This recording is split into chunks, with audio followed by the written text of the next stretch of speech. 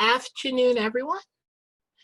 Pleasant good afternoon, and welcome to the SBDC's After Lunch webinar.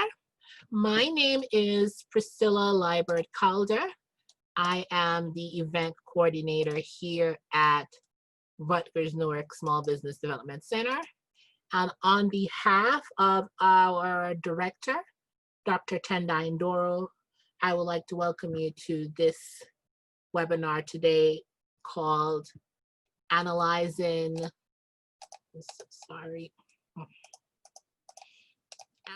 Market Opportunities for Revenue. For those of you who are not familiar with the New Jersey Small Business Development Center, we are a provider of business training and technical assistance services to establish small businesses, startups, and entrepreneurs in New Jersey, but more in particularly businesses that are in Essex County, New Jersey. We are one of 12 centers in the NJSBDC network, and our center is hosted by the Rutgers Business School and funded through a public-private partnership between the SBA, Rutgers University, and the New Jersey Business Action Center. Our mission is to help entrepreneurs and business owners start and grow sustainable and successful businesses through the delivery of one-on-one business consulting and training and technical assistance programs. For the benefit of those who are attending today's webinar, audio has been muted for the participants, and we'll be taking questions via the chat or preferably the Q&A feature here on Zoom. Please feel free to post your questions and we'll do our best to respond either during or at the end of the presentation. A copy of today's presentation slides along with a video recording of this webinar will be emailed out within 48 to 72 hours of the end of this presentation. So I know some of you may ask for that. It is coming preferably 72 hours. It takes a while sometimes to download the video from Zoom. So it's now my pleasure to introduce to you our presenter for today, Andrew Frazier. Andrew is the founder of Small Business Like a Pro, also the author of Small Business Like a Pro. He's also an SBDC consultant here at the NJSBDC at Rutgers-Newark. So for those of you who are already clients, you may have come across Andrew. He is responsible for helping our clients with accessing capital or implementing strategies to grow their established business. So with further ado, I will turn today's presentation over to Andrew. Andrew, are you with us? Yes, great. Priscilla, hello everyone. Can you stop the share? Let's see, on your screen so they can see me. Good afternoon, everyone. How you doing today? This is Andrew Frazier. Excited about having an opportunity to be here and talk to you this afternoon about analyzing market opportunities for revenue growth. This is a topic that's very important, even more important now than ever before, given what's going on in the environment. And today we're going to talk about some key ways that you can make your business more likely to succeed and be more creative about finding ways to grow your revenues. So, at the end of the day, what we're trying to talk about today is really how do you analyze new business trends, because things are changing. And if you don't change along with them and you don't understand how it's changing, it's hard to effectively deal with it. Also, if you're going to grow, if you're going to increase revenues, you can't really do that if you're not prepared. So we're going to talk about how to prepare for growth. And then also, what are other opportunities that could be available for you? A lot of things are changing. these are some of the things that you're going to learn from today's webinar. Also, we're going to dig down into some of the new trends that are in the marketplace, some of the things that are key going on. We're going to look at your strengths and your opportunities, and then assess your business's readiness to grow. And as a result, you'll be able to examine the trends impacting your industry and figure out how to create revenue streams to expand your current ones, and then determine areas where you want to focus in terms of making sure that you're prepared to grow and take advantage of these opportunities. So looking forward to going through some of that with you.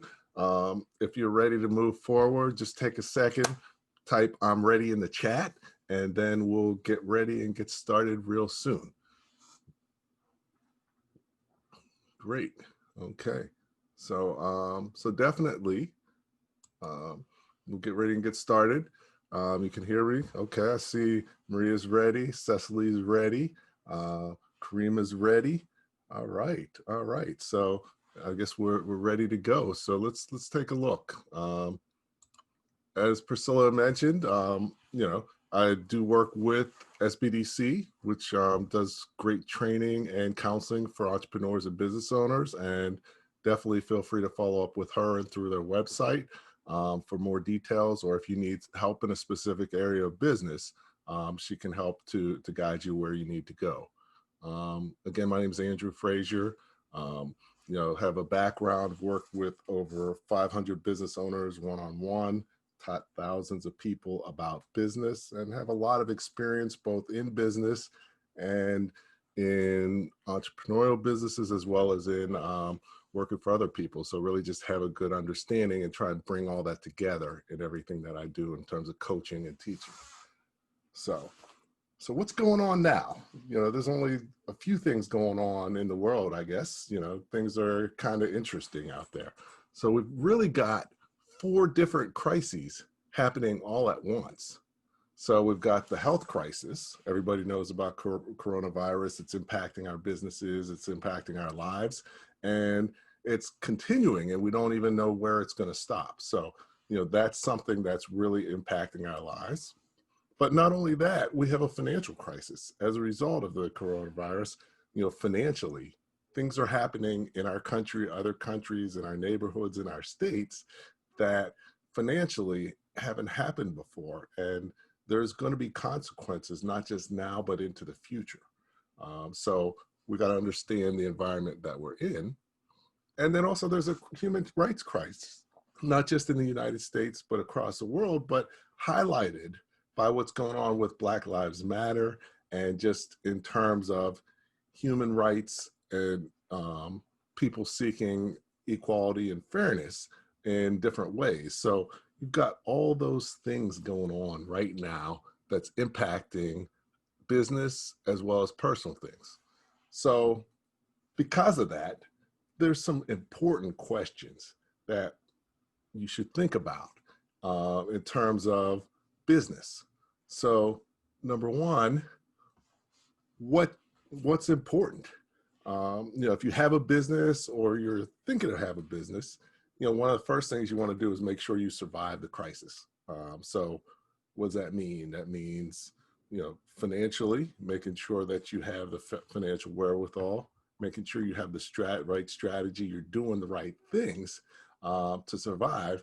But it's not about just surviving, it's really about thriving. How do I go through this crisis and come out of it more successful than when I came in? And that's what we're going to be talking about today, is how do you survive and come out more successful than when you started? Anybody interested in that? If you are, then type "thrive" in the chat, please. And if you're not really interested and you just want to survive, just type "survive." So, let me know if you want to thrive, or let me know if you just want to survive. And, everybody can choose what they want to do, because it is your choice, but it's important to make that decision. And based on that decision is going to drive what you decide to do. So today we're going to talk about how do you thrive and not just survive in any business environment. And the first thing you have to do is you have to recognize and understand the trends, because you need to understand the marketplace. And so we're going to talk about how do you effectively recognize the trends? What are the trends that are happening now? And, how do we explore opportunities based on these trends? What opportunities are these trends uncovering? And then it doesn't matter if you recognize the trends and you find opportunities. If you're not prepared to take advantage of them, then you're not going to benefit. So to be able to thrive, you need to have all those things have to come together. So we're going to be talking about, that's what we're going to talk about today. But with everything else, it's not just a one-day thing. And it's not just about learning, it's about action. So you have to learn certain things before you can take the right actions. So that's what today is about. It's about learning the key things that you need to learn in order to be able to effectively take action on, on being able to thrive and not just survive. So what are the next steps? What types of actions would I need to take? Well, number one is you got to determine the appropriate strategy. Based on what you learned today, you should be able to determine some potential opportunities. So based on the opportunities, then you have to determine the right strategy. Which opportunities are right for me and how am I going to pursue them? So determining the appropriate strategy, but determining a strategy is not enough. That's just a piece of it. The second piece is you have to create a solid business plan. It doesn't help to just have a strategy without a plan of how you're going to implement it, because developing your business plan allows you to determine exactly what you need to do to accomplish your goals. And finally, you want to be able to implement it successfully. So you want to think about your implementation plan, how you're going to measure your performance, how you're going to make adjustments and pivots based on what you're learning through the implementation process. So it's not just a one-day thing, but today you're going to learn things that are going to prepare you to be able to take the actions you need to do to thrive and not just survive in this business environment. Okay, so why? Another question is why? Because there's opportunities. Challenges always create opportunities. The bigger the challenge, the bigger the opportunities, but also the bigger the risk and the bigger the change. So, if you're going to thrive, you have to find the right opportunities given what's going on in the environment. And currently, with all these crises going on, there's some fundamental shifts in the way people live, in the way they do business, in the way they interact with others. And all these things are going to drive opportunities. But not only opportunities, they're going to drive new challenges and new problems. And these new challenges and new problems create the opportunity, because what business is all about, it's about solving a problem. The best product or service is something that satisfies a need, a want, or desire that someone has. And given the shifts in the environment, people's needs, wants, and desires are changing. So some things they need more than they used to. Some things they need less than they used to. Some things they don't need anymore. And some things they didn't need before, they need now. So understanding the shifts and the trends is important, because you have to figure out, is your business, are these positive or negative for your business? And do you need to pivot? Do you need to double down? What is the right way to move forward and grow in this business environment? So like always, there's always winners and losers. There's just going to be more of each right now. And the question is, which one do you want to be? So in the chat, if you could put If you want to be a winner, type winner. If you want to be a loser, type loser. So which one do you want to be in this environment going forward? So when we talk about winners, we're talking about 3 key things that you want to do. You know, I see Kate, Maria, Caroline, Karima, definitely looking to be winners. And I want you to win. I want you to be a winner. That's why I'm doing this workshop. And that's what SBDC is all about, is helping you to be more successful and win in business. So there's 3 key attributes of winners in this space. Number 1, they're proactive. So winners, especially in business, they're always seeking opportunities, you know, proactively looking for opportunities, looking where there's at the competition, looking at the environment, always seeking opportunities. Second, they're creative. So they're always looking to develop new solutions, especially now there's a need for new solutions because there's new problems. But even all these things are key to do, not just in a crisis, but at any time, but even more so in the crisis. And then being flexible, being responsive to your customers' needs, understanding your customers, understanding what they need, what they want, what their challenges are. So every one of your customers, the world is different for them, just like it's different for you. And the question is how? And how does that affect the product or service that you provide for them? Is it going to make them need it more or less? Are there additional things that they need around it? Are there different needs that you can solve? You know, how flexible can you be with your customers and to be able to respond to changes in the marketplace? So that's why. So, you know, what it is, we want to thrive and not just survive. And why? So that we can take advantage of these opportunities that are being created. So let's take a look at how we do this. So the first part of what we're going to talk about is recognizing new business trends. So seeing what's going on in the environment. So let's take a look at that. So, you know, when you're looking at trends, it's important to pay attention to them. You know, you're looking at how have things changed and how do you expect them to change in the future.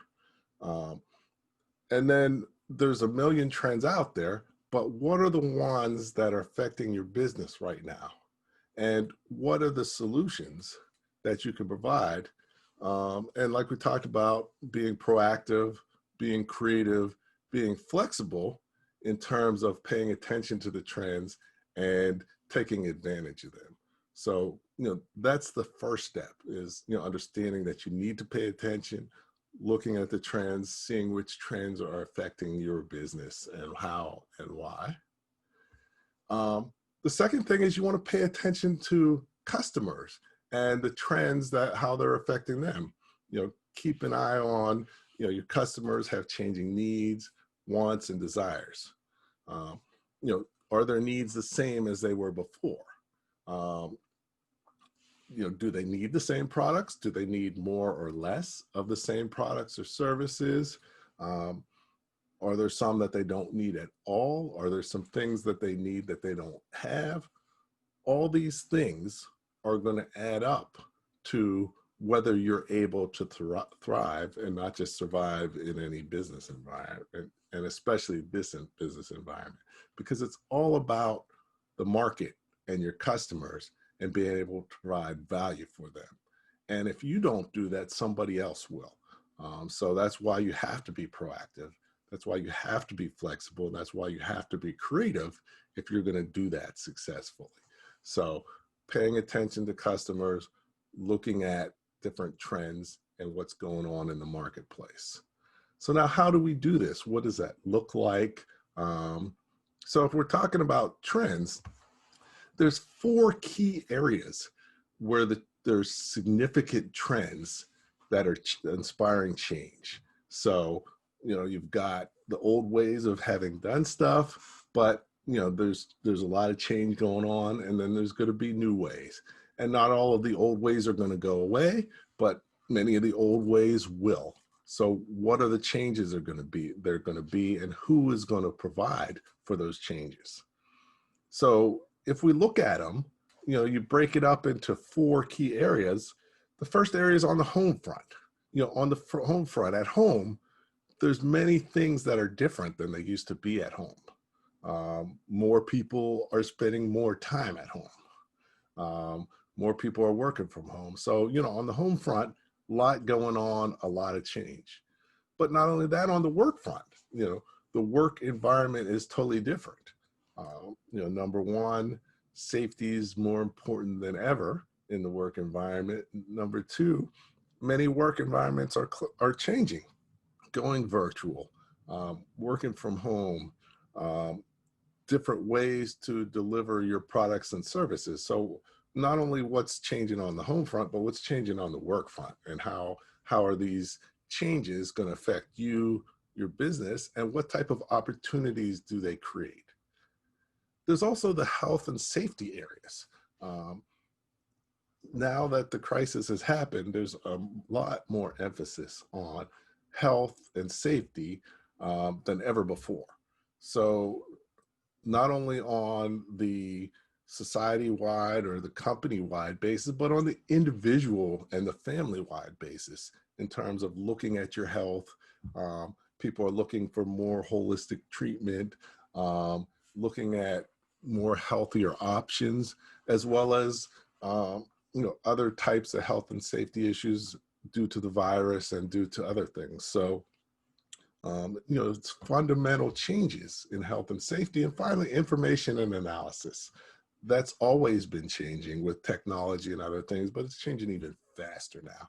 And more importantly now, because more things are going online, more things are becoming virtual, and information security, access to data, data information is more important than ever before. So these are the 4 key areas that trends are impacting people.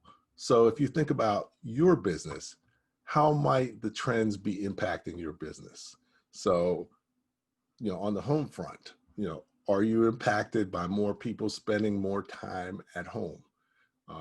It's positive for some types of businesses. I work for a manufacturer of gaming computers.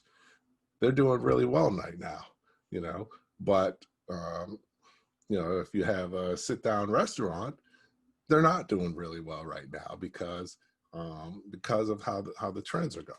So entertainment is huge. Movie theaters aren't doing really well now, but streaming services are doing great now. So looking at what the trends are and why, what the needs and wants of people are versus what they were before. So on the home front, there's more needs for things, for comfort, for entertainment, for safety, for within the home. The second thing is at work. What are the new needs, wants, and desires in the workplace? Number one, safety is important. They're buying a lot of plastic shields, they're buying masks, cleaning materials, just social distancing, communications, a lot of things that there are needs for in the workplace that they didn't necessarily need before. And there's going to be someone who steps in there to fulfill the need. Why shouldn't it be you? But you can only do that if you're proactive, if you're creative, and if you're flexible. So, this isn't one of those times when you can wait around and see what happens, because by that time, somebody else is going to have taken advantage of that opportunity. So, there's an old saying that, basically, are you going to be the person who sees that's terrible, but are you going to be the person who's making things happen, watching things happen, or wondering what happened? And in this environment, if you're going to succeed and if you're going to thrive, you have to be the one that's making things happen. You can't watch things happen And if you wonder what happened, then it's going to be over before it starts. So to be a winner, like you all had said previously, you have to be proactive. You have to be, making things happen, looking at where the opportunities are. And that's what this today is all about. So, on the home front, many things going on the work front, many things going on, health and safety, a lot of trends in health and safety. Um, People are looking at more holistic health and healing, um, you know, vitamins. If you have a supplement company or do something along the lines of vitamins, I have a client who's a fitness instructor. And one thing that she said was, there's no fitness equipment. Her specialty is kettlebells. She's like, you can't even buy kettlebells now. So, so looking at, what's going on, where's their need, where's your demand? If you had kettlebells, you could sell 1 million of them. So, understanding sort of where the trends are can tell you different things, in terms of getting in front of, the needs for different, a lot of stress going on out there. So different ways that people deal with stress, yoga, other types of things. There's more demand, more need, more want for that. So thinking about from a health and safety standpoint, what else is going on that, you can take advantage of? People are taking a lot more vitamins. You know, People are doing more telehealth.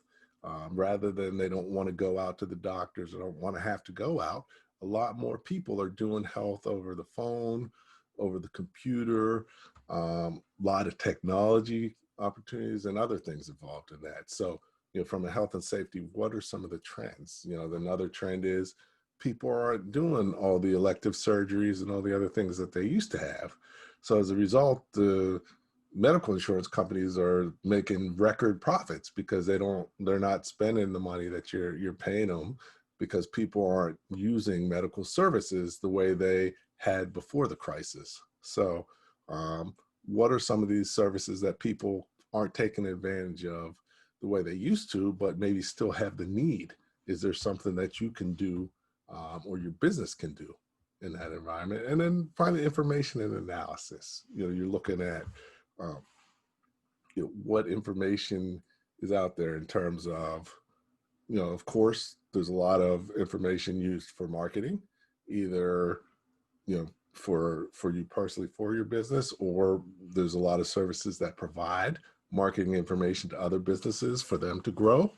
But not only that, you've got new technologies coming out. You've got the real 5G, which is actually going to be faster and more effective than anything we've had so far, and is really going to take the Wi-Fi to a place where it can actually be used more effectively in business because of its speed and additional reliability.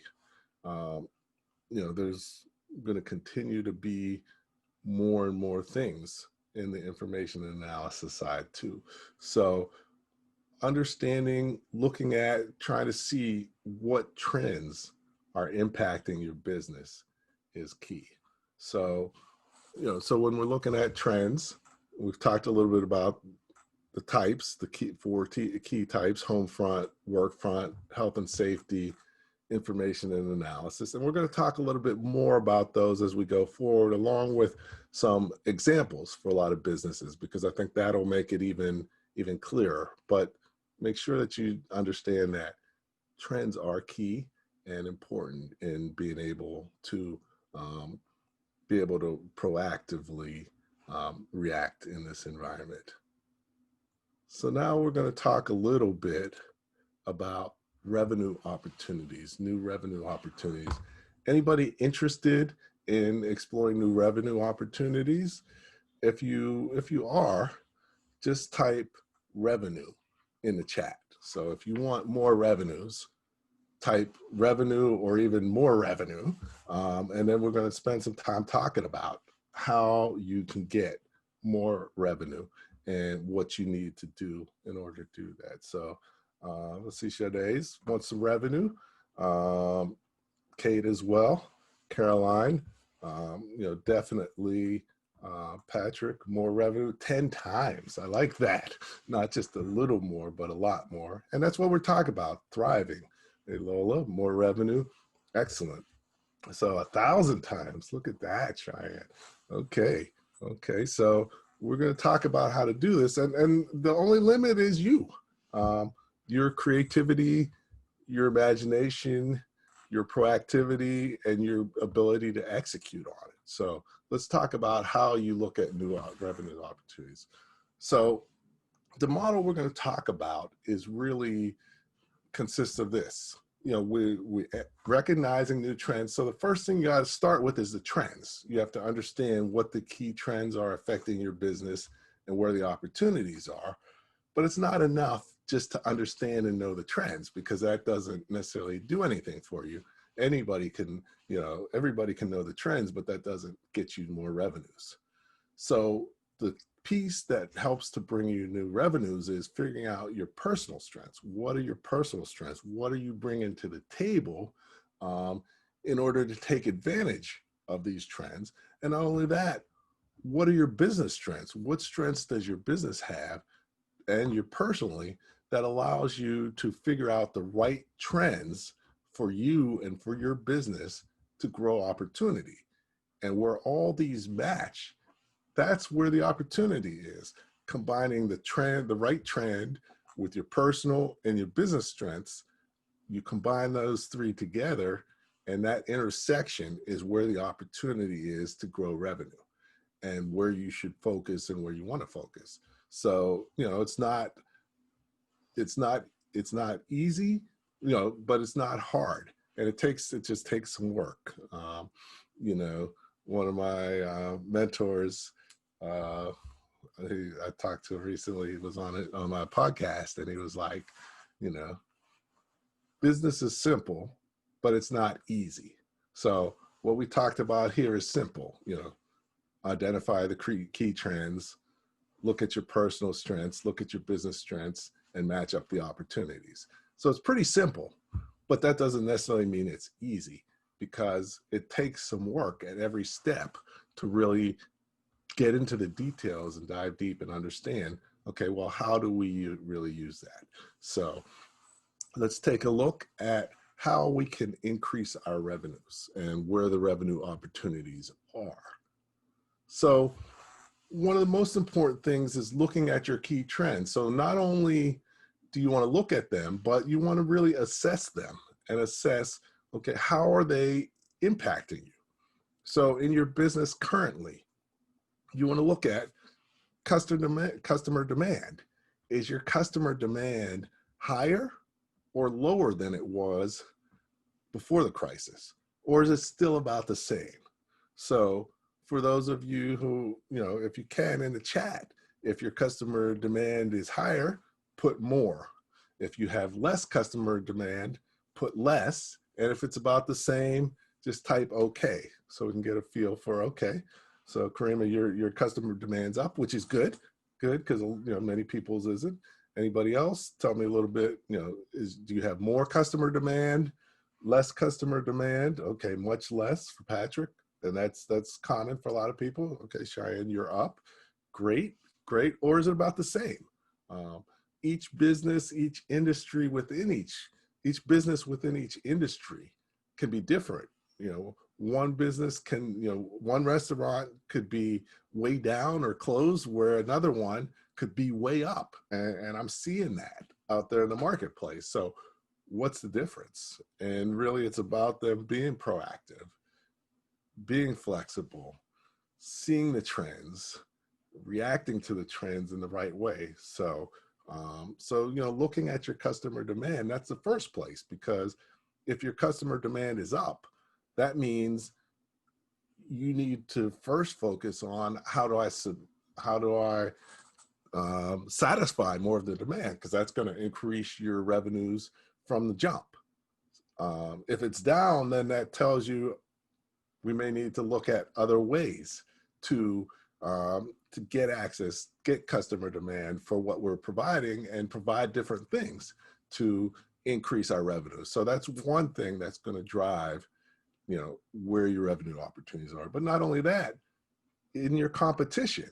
So everybody has competition, and how has your competitive situation changed? Is there more competition, more competitors?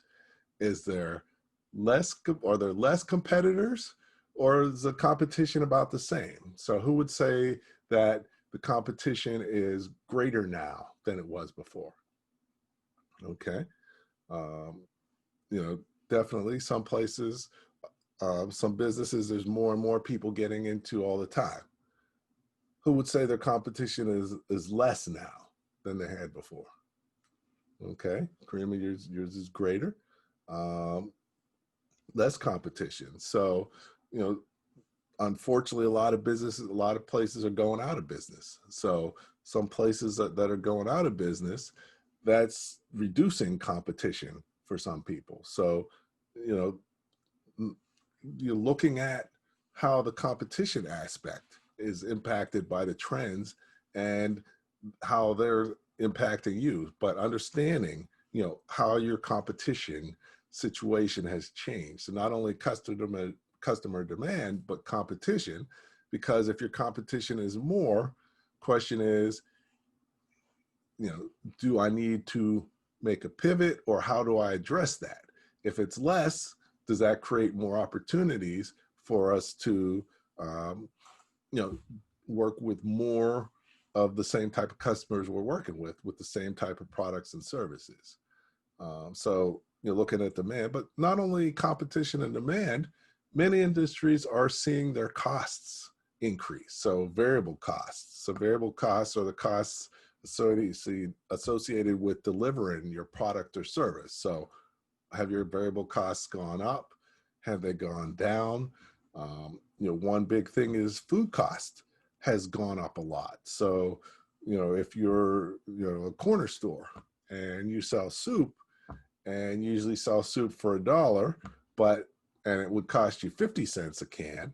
But now if it costs you 55 cents a can and you're still selling it for $1, that's cutting into your margins, into your profitability. You have to sell more to make the same amount of money. So how are your variable costs changing?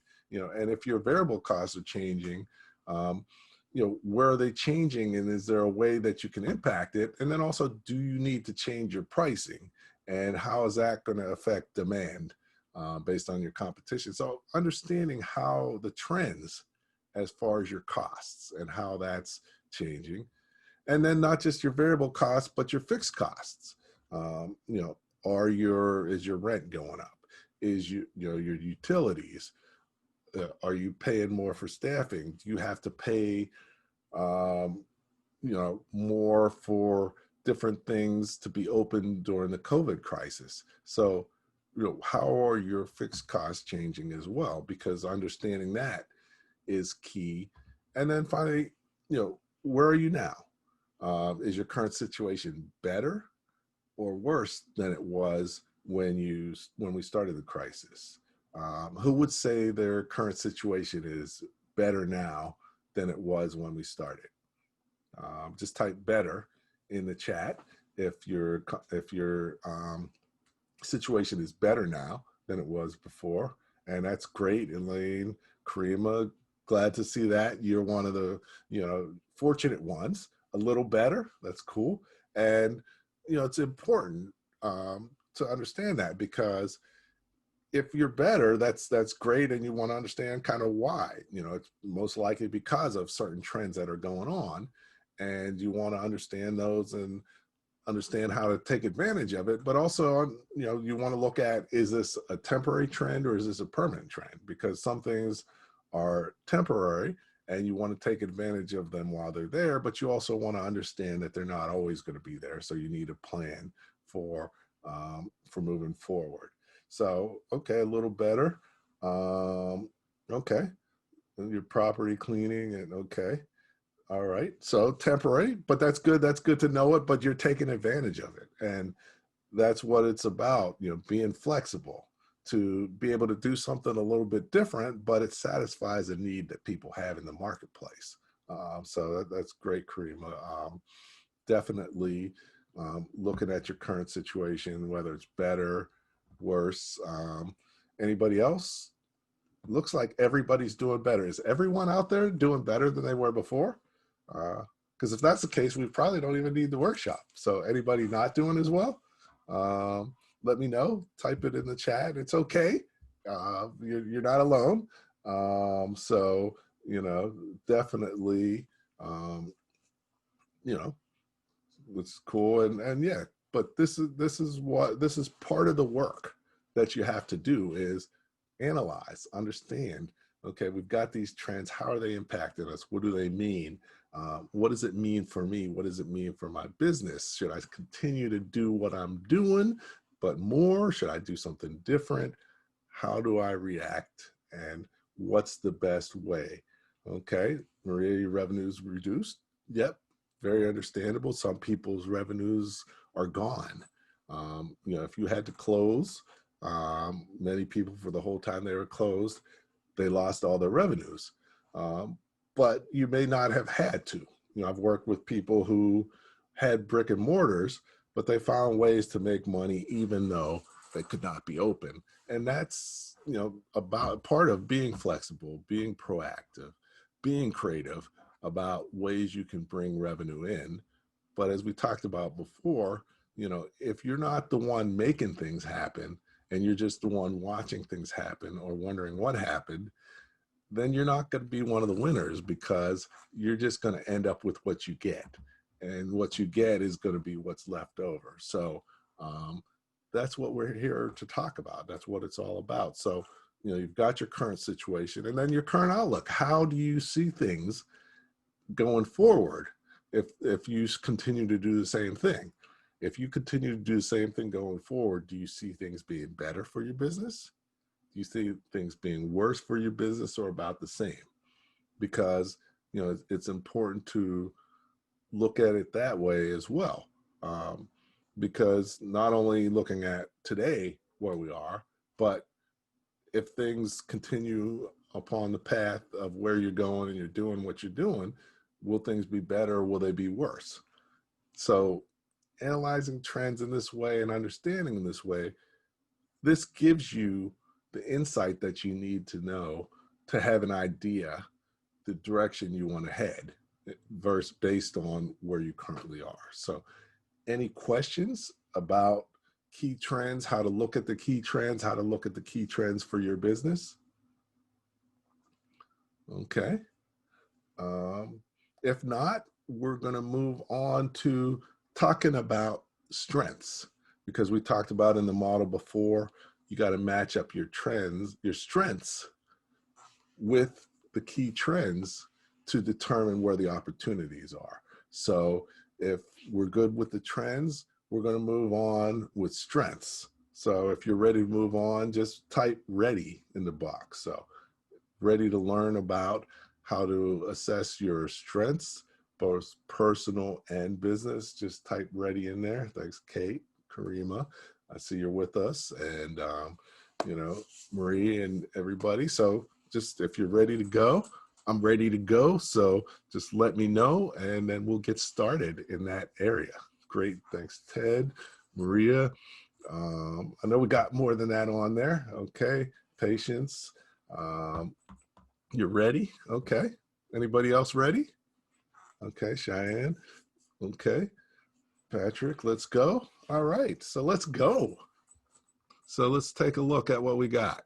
So when you talk, oh, actually, we're going to stay on trends a little bit longer. Sorry about that. I missed the slide. So, we talked about trends in a few ways, but let me just talk about this just to give a little other insight into how you might want to look at it. So, the first thing is each industry is different. And whatever industry, whatever your business you have, you should look at your trends in this way. So restaurants, different restaurants are having different situations. But, I have a restaurant client that I'm working with, and they're actually a cafe. They do catering as well as takeout, delivery, and dine-in. But dine-in was a smaller piece of their business. So during the crisis, they actually have experienced greater demand than they had before. They're busier than ever, um, based on customer demand. But they've been doing some things, doing some marketing, reached out to the local area, and their demand has increased. Also, their competition has decreased. There's less restaurants that are open, especially all the and many restaurants didn't do delivery or didn't do much takeout. So as a result, there's not as much competition, um, and more demand for what they do.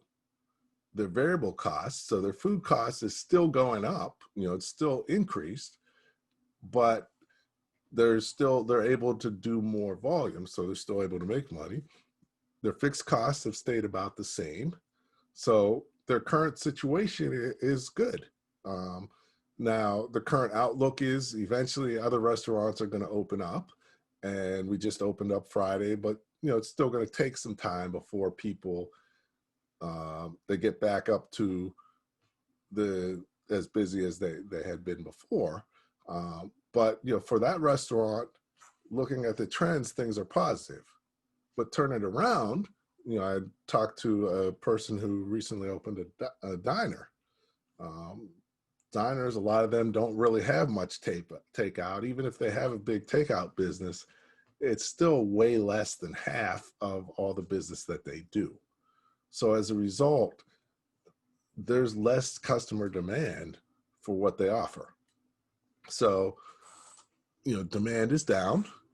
Um, Competition, there, you know, there's, you still have the competitive landscape out there, but it is not as, since a lot of places are closed, you're going to have some less competitors, but you have a lot more competition, from takeout and delivery, especially now when sometimes people would rather do that option than come in.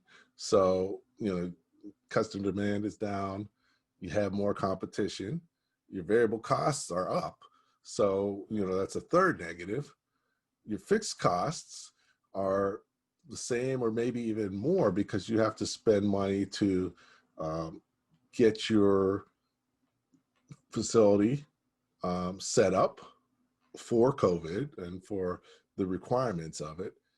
As well, you have less, you can serve less people in the same amount of space and with the same staff. So your fixed costs are a negative also, and your current situation, is negative. Your revenues are down, your costs are high, and you may be opening up now, but you still have the risk of having to shut down and other things. So your current situation isn't really that great.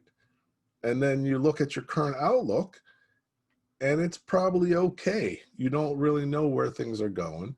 So, if you're in a sit-down restaurant, only sit-down restaurant, you can see, based on the assessment of the trends, you're going to need to do something. If you're going to, grow your revenues, you have to find a way to pivot other opportunities. And that's the same for, you have a client with a barbershop business. He had to close down, but he actually started selling supplies and merchandise online and was able to develop revenue streams from that. Also teaching other barbers about barbering. So just because you did something different before, there may be ways that you can create revenue streams in a different way based on your business, based on your skills, based on your strengths. Same for manufacturing. A lot of manufacturers ended up not closing, and many of them are actually doing better than they were doing before because there's more needs for products and services, especially from the US, because a lot of um, shipping and imports have been impacted. And having a local supplier um, is more valuable. So same for personal services. Retail is a tough business, especially if you're um, if you're offline in a storefront or whatever, you're impacted based on the location, based on people being able to come out. Professional services, coaching, consulting, that's where I am. I work with a lot of business owners. Um, you know, definitely there's, depending on what area of it, there's either an increase or decrease in demand. From a competition standpoint, there's more competition because there's not really huge barriers to entry um, of coming into that area. But of course, depending on your how you're differentiated, there you can reduce the amount of direct competition you're going to have. Your costs, actually, the variable costs are, you know, the same or could be reducing because you have the ability to work with freelancers and other people so that you can reduce your costs. Um, your fixed costs, generally your fixed costs have been pretty stable, but even so, there's a lot of technology that is decreasing the cost of being able to deliver the same things, as well as, for now I've gone almost 100% virtual. So that decreases cost of travel and other things, while at the same time increases productivity. Um, so, and then the current situation, it's pretty good, and longer term, it looks positive as well. So depending where you are, that's going to give you an idea of how you're faring versus the trends. Education, huge changes in education, both college, high school, elementary. A lot of school districts may or may not be open, or open and end up closing, or just don't open at all. How is that impacting education? What are the needs? School districts are still have to educate people. So they may be providing devices and tablets. They may also, our school district here also has like a lunch program. So they still provide food for students and their families to take home, but they have to do it a different way. So there's opportunities because there's new challenges and new problems, and whoever can be proactive and get there first with a good solution makes a huge difference. Same for childcare. Childcare is a very tough business right now. And a lot of childcares weren't making a lot of money to start with. And now with additional social distancing, that makes it even that much more difficult of a business. So I have to think about, what can you do to both increase revenues as well as manage expenses better. So depending on what business you're in, you should take yourself through this assessment and figure out where you are in terms of these things, but not just at a high level in detail. How has your demand changed? What about your demand has changed? Um, how has your competition changed? Who's, how, why? Go asking why. I think there was a book where someone said you got to ask yourself why 7 times before you get the answer. So, why has customer demand changed? Why, go into that detail, because it's simple, but it's not easy. But if you go the easy route, you're not going to thrive, or it's more difficult to thrive. So that's what we're talking about with trends. So let's take a look. So we're going to look at strengths. What is it? What is your strengths? Because as a business owner, you really want to focus on what you do best and most profitably. And even outside of the crisis, that's really what you want to focus on, and then bring that to the table, because that's really your value proposition, and other things that you can not have to focus, that you can have someone else do or deliver for you, and outsource. That allows you to focus on what you do best and most profitably. So number one, that'll help you maximize your profits. And number two, you're going to maximize the value you have for your customers, because what you're doing is the most highly valued thing that you can do for them. And then you don't have to, you're not spending your time doing things that aren't as valuable for them and aren't as profitable for you. So at the end of the day, always you should be looking at what do you do best and most profitably. But specifically now we want to look at our strengths, because how do we take that and turn that into opportunities? So the first thing you got to do is look at your personal strengths. You personally, what strengths do you have? What are you bringing to the table? Everybody's different. Everybody has different strengths and weaknesses and capabilities. And you have to understand what yours are so you can figure out how you can most effectively use them. So really digging in and figuring out what your strengths are. And it's very difficult to self-assess. So there's different ways you can pull some of that out. But, understanding what you bring to the table is key. I've got clients, I've got different people. One person I work with, she has a business. She had a business making candles, which was pretty successful. But one thing that wasn't in her business, but in her background, she had experience on air, on the radio, as so she actually took that experience and turned that into a new revenue stream as a podcaster. So not only does she have her current business, but there was a need for people in her category, and she was able to turn that into another revenue stream, another way to make money based on her personal strength and capability. But not only that, by podcasting, that got her greater exposure. So it increased revenues in her candle business on top of that. So, it's really about finding your business and your personal strengths and how you can, utilize those and combine them with the trends, the wants, the needs, and other things out in the marketplace. So one of the first ways that you look at personal strengths, or one of the things I like to do if I'm going to be working with someone, I'm going to be coaching them, is really understand their personality and do a personality assessment. Anybody familiar with MBTI, Myers-Briggs?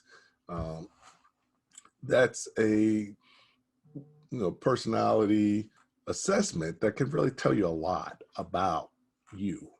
A lot of organizations use that for hiring, for employee training and development, and other things. And as a business owner, if you don't have MBTI, or you don't know your numbers, your letters, then I highly recommend you do one. If you've had an MBTI or Myers-Briggs and you've done it, just type yes in the chat. So if you've done a Myers-Briggs and you know your 4 letters, just type yes, because that's an important thing to do. And if you haven't, if you have not, you don't know what Myers-Briggs is, you never heard of it, you've never done it, just type no. And it's okay. A lot of people aren't familiar with it, but many people are as well. But it'd be good to just get a feel for where you guys stand. So how many, just take a second if you can in the chat, just type yes if you've done a Myers-Briggs and you know what it is, and no if you haven't or you're not sure what it is, because that's a good first way to self-assess personally and get an idea of what some of your strengths are. So let's take a look and see what we got. So, if we look at the MBTI, Myers-Briggs, it really takes into account your personality, and there's key personality types. And based on your personality type, you get one of 2 letters. So at the end, you have 4 letters that define your personality type. So that's what it's really all about. But let me just take a sec. I think I've got a quick video I can show you on being able to, see how the Myers-Briggs works. So let's take a look at this video here, and we'll go from there. Let's see.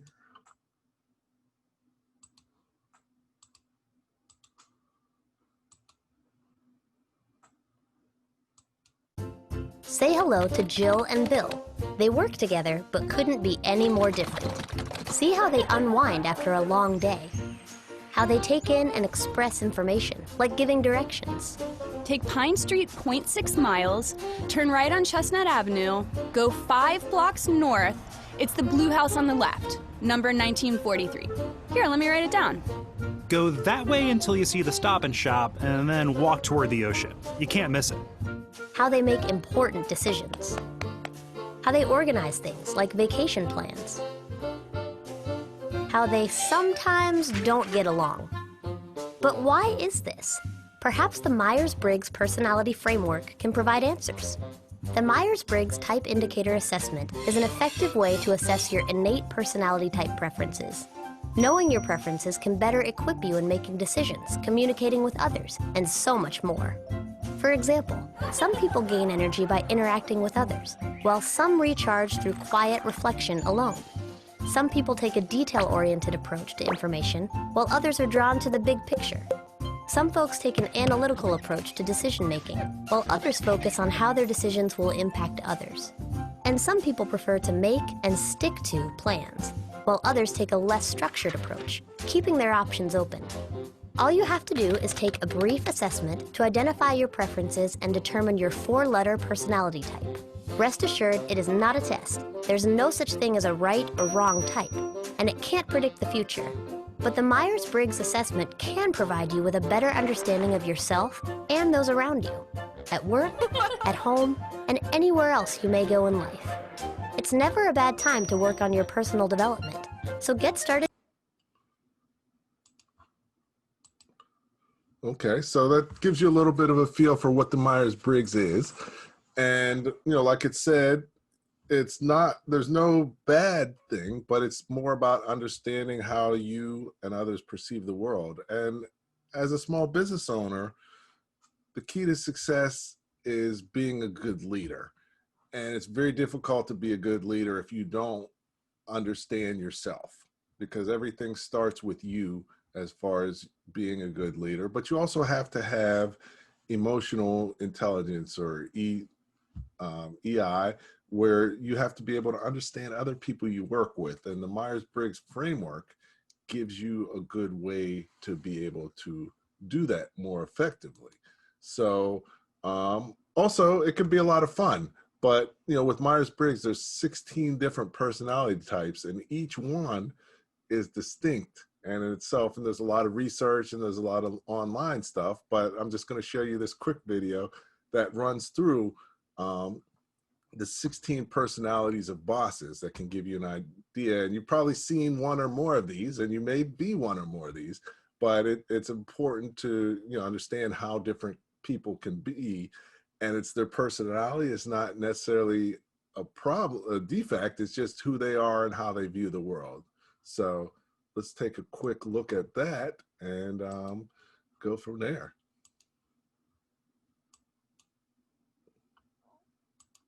We're here Monday morning, 7:30. It's great. Let's get to work. Karen, I saw you flip me off. Not professional. Technically, yes, you are following the company's dress code. However, you're wearing a spread collar. And I think a pointed collar would go much better with your square-shaped head. Buy. Sell. Buy. Wait a second. What am I even buying? I don't even know what that is, but give me 10,000 shares. You're telling me that hazing the interns is considered harassment, but it's a rite of passage. I still remember when I was an intern having to chug a pot of day-old Sanka as I stood outside in the snow in nothing but my underwear. It made me the man I am today. You guys have been working so hard, putting in the extra hours, giving it your all, working your buns off, that I've got a surprise for you. No, not a raise. A karaoke party! Judging from these projections, I'd be better off hiring monkeys from the zoo to do your jobs. But as you all are marginally more tidy than monkeys, your jobs are safe. For now. Brenda, I know you're going through a very difficult divorce right now, and I feel for you, but you still can't come into work with wine in your thermos. It's just not professional. Yes, even if it's white wine. For lunch, give me Chinese food, hot and spicy beef, extra spicy. Make sure they double bag it, because last time the grease seeped through the bag, got all over my desk, over a bunch of papers. I had to throw them out. They were probably important, but they had too much grease on them. Have to keep a tidy working environment. If things are a mess, you can't get anything done. Hold my calls, I'm out of the office for the afternoon. And possibly forever. Timmy, you've been doing a tremendous job. You're a wonderful person, really the best, a terrific guy. You're fired. In order to make this a more uplifting workplace, I'm going to start using emojis on all of my company-wide memos. And actually, now that I think about it, tell payroll to put them on the pay stubs too. I foresee our profits skyrocketing in the next 20 years when we can finally fire all of our human employees and replace them with robots. Of course, there will probably be some robots' rights movement and we'll have to pay them too, but at least they won't get sick as often. If you could get me that report by the end of the day, that would be great. But don't rush, take your time. I don't want to inconvenience you. It's only 12 days late. You know, I like to think of us as a family here. A big dysfunctional family. Sometimes we fight, sometimes HR has to get involved, but in the end, we all make up because we desperately need the paycheck. Do you know what motivated me for 30 years to work my way up the corporate ladder and become CEO of this company? It was that private bathroom right there. Because if a man can take a dump at work in peace, you know he's made it. This company is easily the coolest place to work in North America. We have a full gym. We have a spa and a hot tub. We have a coffee bar. We have an actual bar with 14 craft beers on tap. We have an arcade. We have a wood-fired pizza oven. And we offer unlimited paid time off. Nothing ever gets done and we're hemorrhaging money, but we are cool.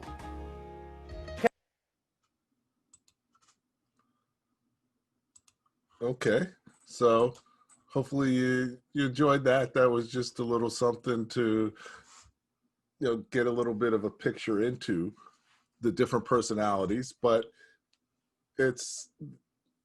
I'm sure you've all seen someone who fits one of those bills, if not many of them. And, it's something you can have a little bit of fun with. But the most important thing is the more you know about yourself and the more you can understand others, the better leader you can be and the more successful your business is going to be. So that's what Myers-Briggs is all about.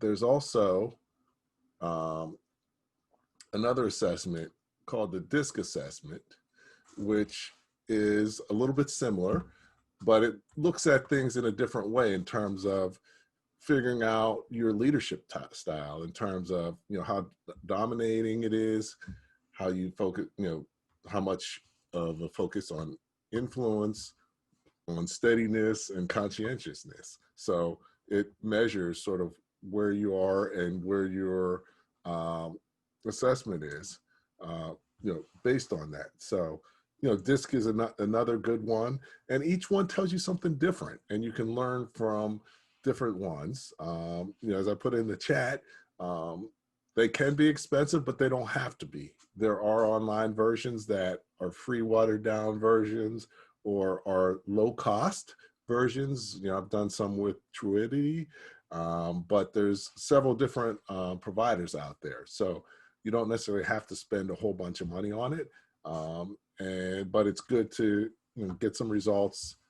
Everything you learn about yourself and your personality and how you can work with people more effectively, the better. So that's one thing, one way you can learn your strengths better. So looking at your personal strengths, but then also looking at your business strengths. What are the strengths of your business? And figuring out the strengths of your business allows you to figure out different things that you can take advantage of. One thing, one of my fellow board members, she has a hair accessory business. So, basically for Black women, she creates different fabric hair accessories. And, during the crisis, a lot of people aren't really focused on their hair as much. So, her business revenues went down. But one thing that she did was they realized, we have people who have the ability to sew, we have material, there's a need for masks, matching up with their business strengths and capabilities with the trend. They started making masks real early on as, being proactive and flexible and selling them online through their current distribution network. And now 80% of their sales are coming from creating masks. So, it marries, what your strengths and capabilities are with the trends and figuring out which trend is the right fit. And that's what we're talking about today. So let's talk a little bit about how do you figure out your business strengths. One of the ways you do that is through the SWOT analysis, looking at understanding your strengths, weaknesses, opportunities, and threats. Everybody's probably heard of the SWOT analysis, but the most important places are the strengths and the opportunities. What do you do well? As a business, what do you do well? And not only just what do you do specifically for your clients, but what are your capabilities and skills that you can do well that you don't necessarily sell in terms of products or services at this time? And then opportunities, what other opportunities were you pursuing, and, understanding where your business is, but focusing on your strengths. And then also doing some analysis on your, the 5 forces. You may have heard of the 5 forces or Porter analysis, looking at your industry and how your industry is being impacted, and from your business, where your strength and position is from an industry perspective. So looking at your personal strengths, your business strengths, those are very important to take a look at and understand, so that you can match them up with potential trends out there and figure out where the right opportunity is for your business. So at the end of the day, you got to marry up your key trends with your personal strengths and your business strengths. And that's where the revenue opportunities lie for you and your business. Every business is different. Every business has different strengths. Every person has different strengths. Everyone is seeing and experiencing different trends different ways. But for you personally and for your business, you have to do the work to uncover the right revenue opportunities for you and how to move forward. But it's not enough just to identify these revenue opportunities. You have to be able to take advantage of them. And that's what we're going to talk about next. How prepared are you to be able to take advantage of these revenue opportunities? So what we have to do is prepare your business for growth, because your business can go out of business just as easy by growing too fast as it can by not growing enough. So if you're not prepared to grow, then it's going to be very difficult for you to increase your revenues and could be dangerous. So let's talk about, what do you need to do to prepare to grow so that you can handle that? Everybody looking to grow, if you're interested in growing, just type grow in the chat so that I know that you want to learn a little bit more about what you need to do to prepare for grow. So if you can, just type grow in the chat. I see you, Kate. Thanks. And, we'll talk about what are the ways to grow your business more effectively. Got it tied. Okay. Great. Cheyenne. Okay. I see you're with us. Want to grow? Anybody else want to grow? Okay. Sade. Great. Thanks for tuning in. I know we got a few more people out there. Nobody else wants to grow? Okay. So cool. Okay, so all right, Patience. Great. Maria. Okay, so let's talk about preparing your business to grow. So if you're going to grow, there's some building blocks that you need to put into place for your business to grow. And the first one is planning. It's very difficult to grow if you don't plan and you don't have a good plan. So the first thing you have to do is plan. But it's not enough to just plan because, as my mentor used to say, strategy is important, but it's not sufficient. So it's very important to plan, but just because you plan doesn't mean you're going to achieve your goal. So the first thing you got to do is plan, but the second thing you need to do is market. Marketing's pretty much the number one job of any business person and entrepreneur should be marketing. So spending, I always recommend people spend at least 2 hours every day on marketing and selling your products or services. So marketing is key. You got to build capacity. Do you have the capacity to grow your business? Some businesses can only grow so much because they don't have the capacity to grow. One of my clients, he can only take on 2 to 3 customers a year because that's all the capacity he has in his business. However, they can do a lot of business with each of those, but you have to understand your constraints. And if you don't have the ability, you don't have the capacity to grow, you need to know what you need to do to be able to do that. And then tracking. If you're doing, if you're in business and you're implementing things, if you don't track it and measure what you're doing, it's very hard to see if it's accomplishing what you expected. And if you can't measure something, you can't improve it. And that's really what we're talking about, is being able to increase and grow your revenues and improve upon them. But you can't improve upon it if you don't measure, if you don't plan, if you don't track what's going on. So those are the building blocks for being able to grow. So we talked about planning.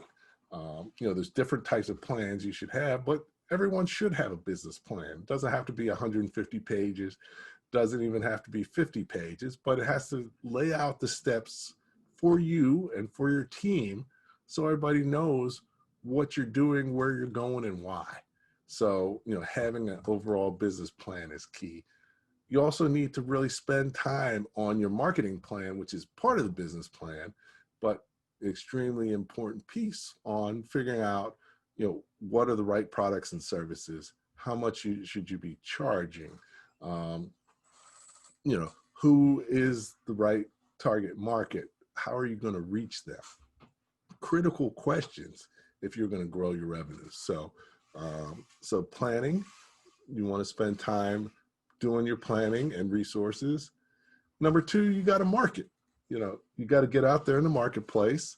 And, there's all kinds of marketing. Digital marketing is huge and hot now, and it's important, but it's not the only type of marketing. And it's just a tool for marketing. So you want to figure out, based on your target market, based on your products and services, what is the best combination of marketing efforts you should make to be able to get the best return on your investment. So that's the marketing piece. So we talked about needing to plan, needing to market, but also having capacity. Do you have enough money to be able to increase your capacity? Do you have to hire people to increase your capacity, or do you currently have capacity now? What other things do you need to put into place to be able to grow your business 15%? So thinking, rather than growing your business, doing 15% more in sales and then trying to figure out how to deliver upon them, you should be thinking about that now, because you're going to take these methods and grow your revenues. And as a result, how are you going to deliver on it? Because it doesn't help to sell something that you can't deliver upon. So building your capacity is key to get started with. And then tracking, how are you going to measure your progress? Do you have a sales plan? Do you have cost projections? How are you going to measure how you're doing? And, how are you going to use your measurements to feed back into the process to make what you're doing even more effective, more profitable, more efficient than it was before. So all four of those things are critical in terms of needing to plan, needing to market, needing to build capacity, and needing to track your performance. So what we've talked about today is really, one, recognizing trends that are out there, looking out there, seeing what's happening, recognizing the trends and recognizing which trends are important and are going to impact you. The second piece is taking your understanding of the trends and how they're impacting you to match them up with your personal and business strengths so that you can figure out where the opportunities are, where they lie for you and for your business based on where there's needs, wants, and desires in the marketplace, matching up with what you personally can do to deliver upon them, and then what your business capabilities and strengths are to be able to deliver upon them as well. And where they meet, those are the opportunity zones for growing your revenues. And finally, before you can grow your revenues, you have not only do you have to sell them, but you have to deliver. And are you prepared to deliver? So that's really what today's session was all about, talking about basically in this environment, growing your revenues and strategies for being able to grow your revenues based on understanding the trends. At this time, I'd like to open it up for any questions you may have. Feel free to type any questions you have in the chat and be glad to answer anything you have.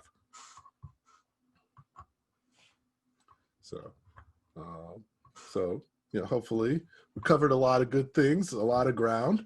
But if there's questions, definitely feel free to put them in the chat. Let me know what you're thinking.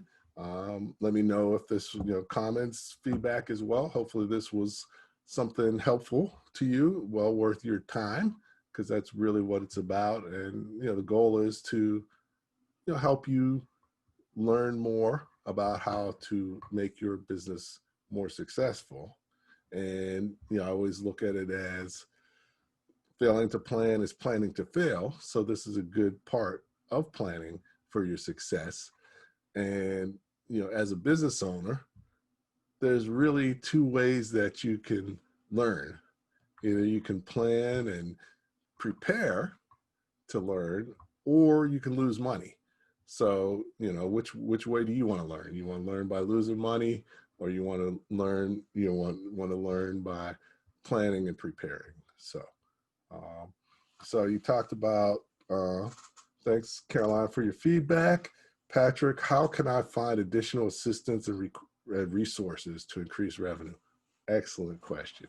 So definitely here through the SBDC, we've got some great training and programs. One of them is the business planning course, where we take you through the whole process of business planning, as well as there's specific courses on marketing, on sales, on all different types of business.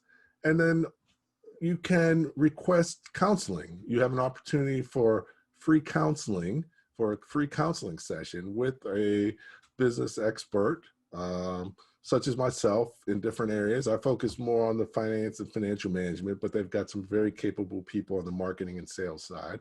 So definitely SBDC is a great resource, as well as there's a lot of other things, but this is a good place to start. So great question. Thanks for asking. Great. Thanks, Patience, for your feedback. Cheyenne, thanks for your feedback as well. My pleasure. I always enjoy sharing what I've learned.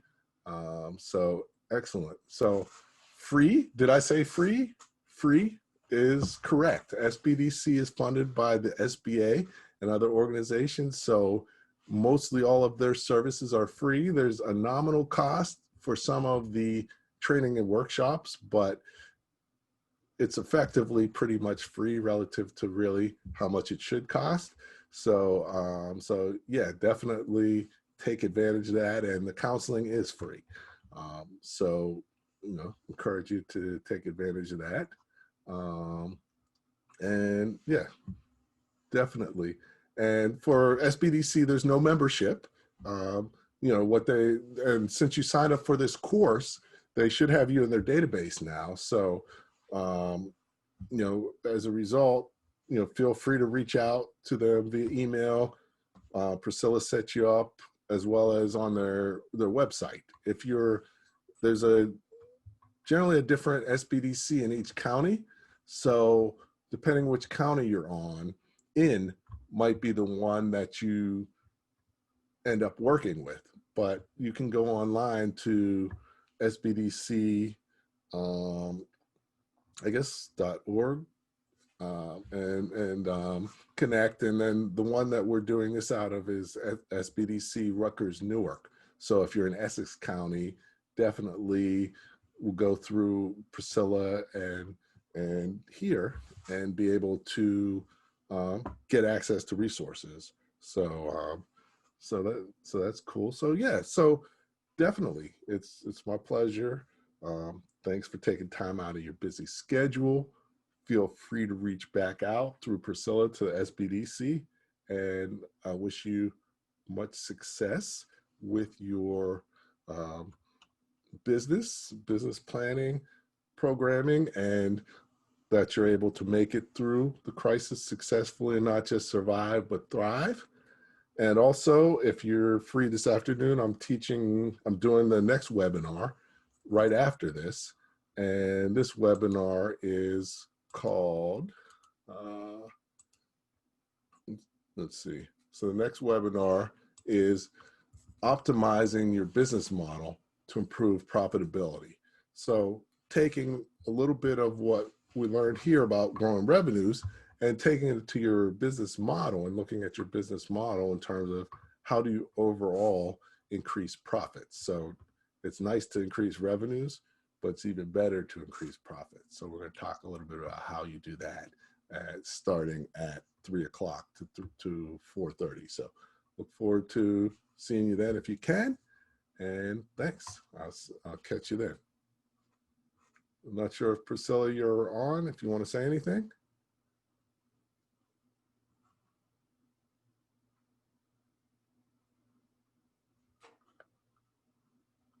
Okay. Well, I guess we'll just close things out and look forward to catching you a little bit later this afternoon. Thanks again. Take care and stay safe and be well.